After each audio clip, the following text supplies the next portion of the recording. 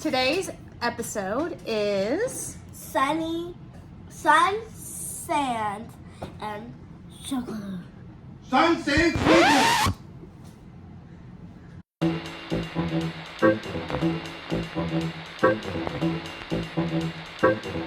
Welcome to Melissa and Jazlynn's Cake Adventure. Today's episode is called Sun, Sand, and Sugar. Inspired by a beach theme inspired baby shower cake. So in this episode, you'll see the full process of making a cake, besides the baking part. So she was in a cake thingy. Huh? They made the people You can't share that information. It's top secret. you know what? It actually is. Yeah. Oh no! Whoa, whoa, whoa. So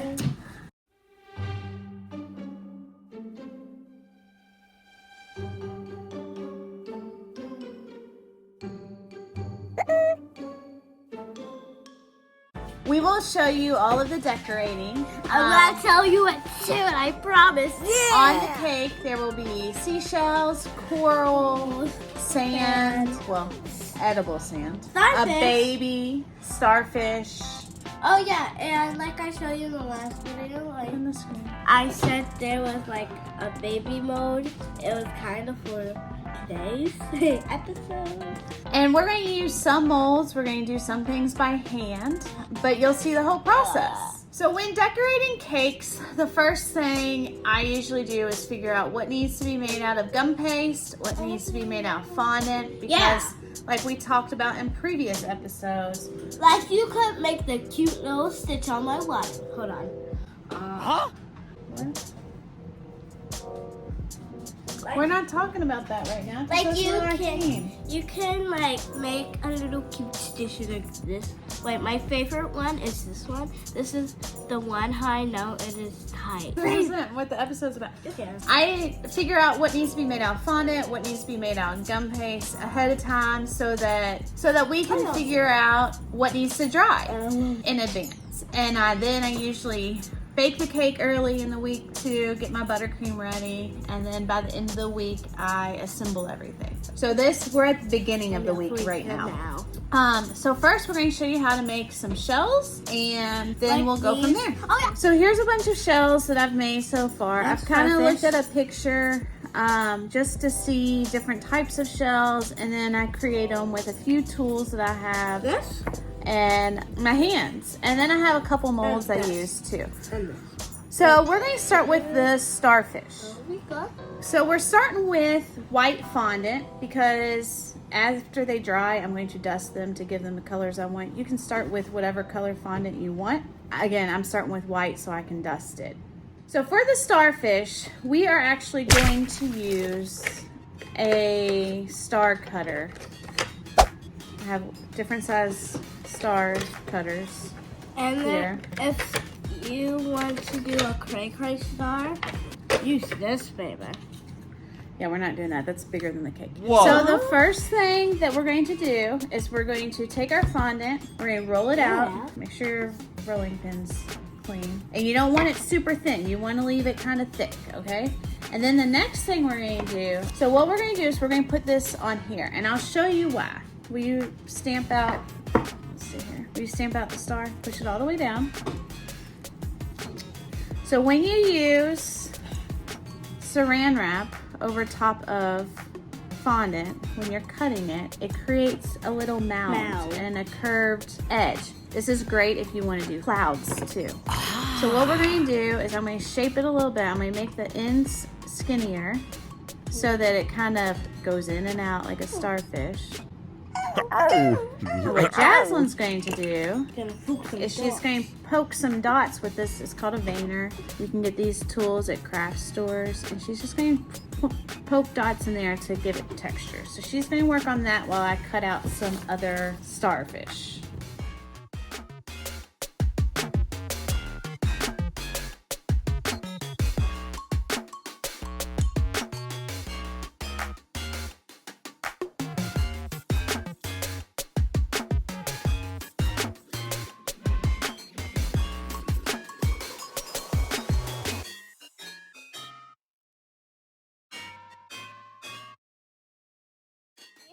finish our little starfish. Yep, so now we are going to move on to another type of shell. We're going to do this type. Not really sure the name. I know that one's different than this one. This one here. So all I'm going to do for this. There's different types of them. Hold on, don't do it yet. Create a ball. I always like to start with a ball. And then I just kind of create the shape, mold the shape that I want. Nope, no. And then I kind of form it over my finger. So it kind of rounds out a little bit, kind of good in that shape. And you can fix it a little bit. So then I'm going to take the same tool. I'm going to start at this end, and I'm going to pull along its side. I did that. Make sure not to use the point, because if you use the point, let me show you what will happen. If you use the point like this, it's going to rip the fondant. If you use the back side like this, it's going to create a smooth line. So then you want to go all the way around, all the way across rather, and kind of create the lines so that they go into each other. So then I created that little shell. So we're going to work on that.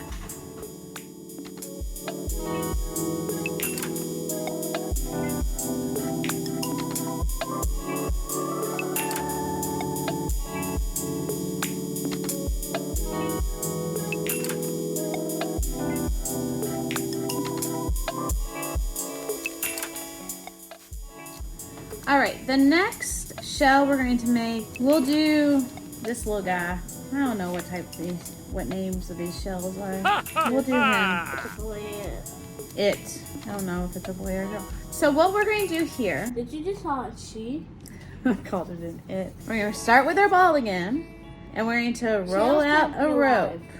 We don't know if shells are alive. Well, shells house little animals. Oops, I did that wrong. Why don't we put little heads sticking out like a baby? No, this is not what the client wants. Nope. All right, for this next one, we're going to roll it into a ball. I don't know where my co-host went. I'm behind you. And we're going to roll part of it out. We want one end to be thick. We want the center to be the thickest. We want one end to be kind of thick, and then we want the other end thin. You watching? Now what we're going to do is we're going to just twirl the top part around, like so. We're going to take this end, and we're going to take our little paring knife here. We're going to make a little cut. And that little cut, and pushing it down creates that little line there. Now this is a small one. You want to do the cutting part, guys? Okay. So again, we're going to roll it into a ball. We're going to make one tail kind of thick. We're going to make the other tail thinner. We're going to twirl that thin tail around. And on the thick tail, we're going to take our paring knife and we're going to kind of cut in and push down. Actually, not even cut in, just kind of push down. And you get that little wedge there.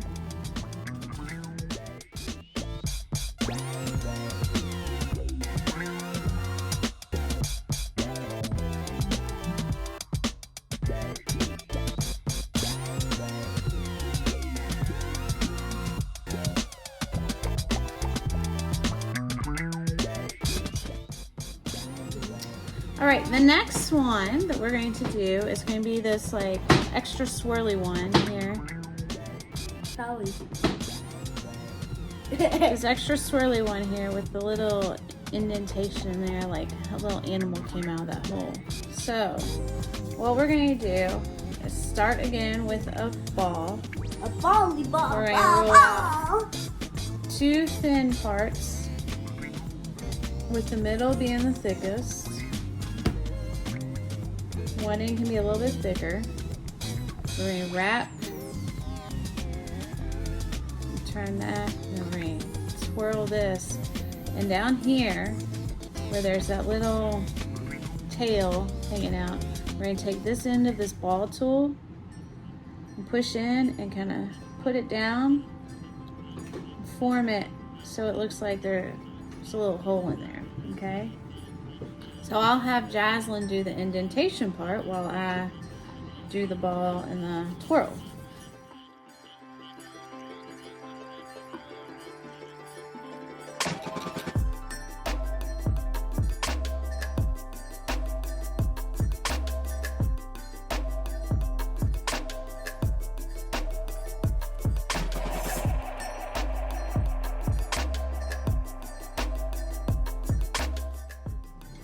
right, so the next shell we're gonna make is we're gonna make this little guy. Now, I used a mold for him. You can see. And I have this massive mold here. We don't need shells this big. I used to have another mold, but I don't know where it went. So, can you use like the inside part, right? Yeah, I just used the inside part. So you can like use different molds and just use parts of the molds. With these, it's best to put some cornstarch in there so that they're dusted. You don't have to do it every time. So then that way, the fondant doesn't stick too much. So I made a little ball, and all we're going to do is we're going to put it in there and just kind of push it down. And I pushed it down, and it created this little shape. And I'm going to just round it out a little bit and call it done. So we'll work on that.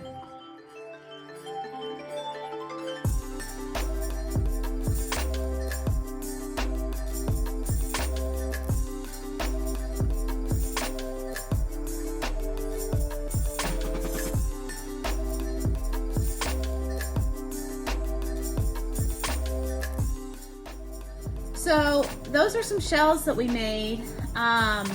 Once they dry and harden, that's when I will dust them. That'll probably be in a day or two. The next thing we're going to do is make our baby, and we have a mold. We use a mold for this. So what we're going to do is we're going to use gum paste. We're going to color the gum paste the color that the baby needs to be. Tan. Okay.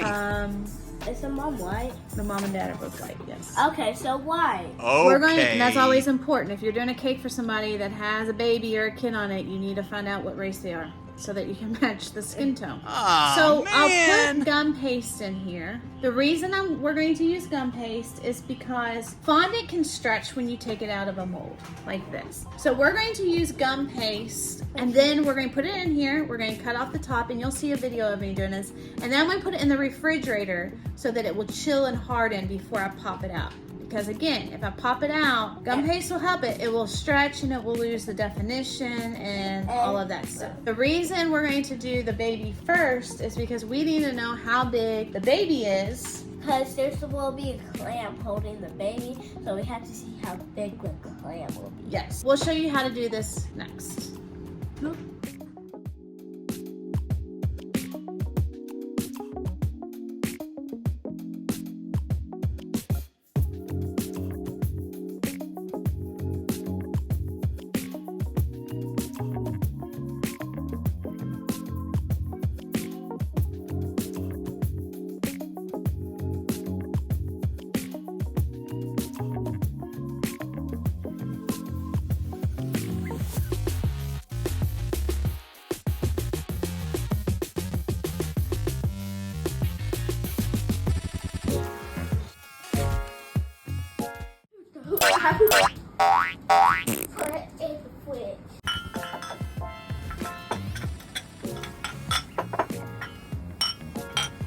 Alright, so now my co-host, Jazlynn, is getting the baby out of the refrigerator. It's probably been about 10 minutes. When you touch the top, you just want to make sure it's kind of firm and not soft. So it's here, it's cold. We'll put it down here. So now we'll unmold it. Have to be very careful. You do have to be careful, but it's not hardened yet. It's still kind of pliable.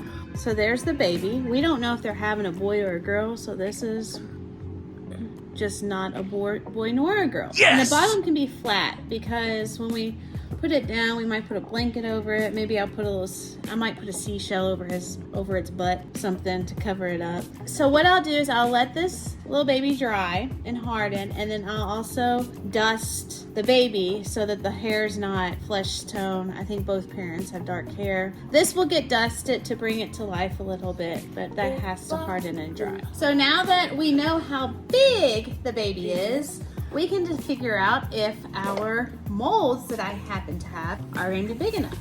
What? Yeah, perfect.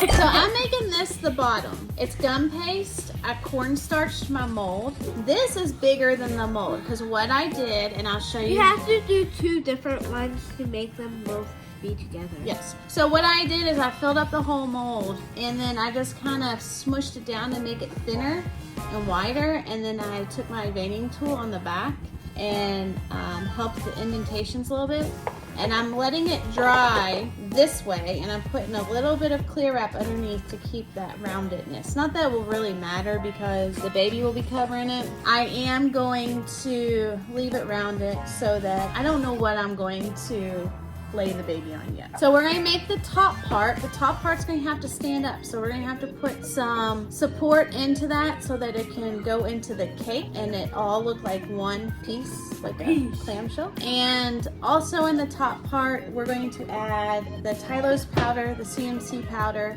so that it dries harder because it is going to be pretty thick. We're going to do a video of the clamshell that stands up. A video? And why did you say that? Now we're going to record secret. We're going to record that for you all. And now they know our secret. Then you can see what we do.